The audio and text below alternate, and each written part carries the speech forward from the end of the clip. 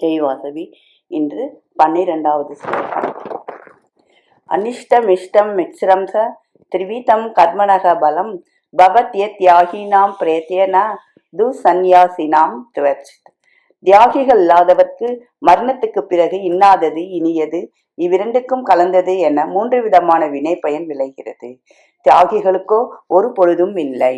நரக பிராப்தியும் விலங்கு இனமாக பிறப்பதும் இன்னாதது அல்லது அனிஷ்ட கர்ம பலனாகிறது.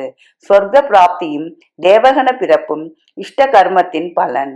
பூவுலக பிராப்தியும் மக்களாக பிறத்தலும் கலப்பு கர்மத்தின் பயனாகும். இனியது இன்னாதது ஆகிய இரண்டும் சேர்ந்தது கலப்பு கர்மம். கர்ம பலத்தில் பற்று வைக்கிறவர்களுக்கு பிறவிகள் மாறி மாறி வந்து கொண்டிருக்கின்றன. அவைகள் வாயிலாக சுக துக்கங்களுக்கு அவர்கள் ஆளாக வேண்டும். கர்ம பலனில் பற்று வைக்காதவர்களுக்கு பிரபஞ்ச சம்பந்தமான இன்பமும் இல்லை துன்பமும் இல்லை. பிறப்பும் இறப்பும் உண்டாவதில்லை. அவர்கள் முக்தி அடைகிறார்கள். எடுத்த பிறவிகளுள் இது கடைசி ஜென்மம். இத்துடன் பிறவியை ஒழித்துவிட்டு முக்தி அடையும் நிலையில் இருப்பவர்களை சில அறிகுறிகளால் கண்டு கொள்ளலாம். அத்தகைய ஜீவன் முக்தர்கள் எப்பொழுதும் ஆத்ம திருப்தர்களாக இருக்கிறார்கள். நிழல் போன்று உடல் அவர்களை சார்ந்திருக்கிறது. அவ்வுடலின் மூலம் ஒழுங்காக கர்மம் நடைபெறுகிறது. ஆனால் அதை ஜீவன் முக்தர்கள் கருத்தில் வாங்கிக் கொள்வார்கள்.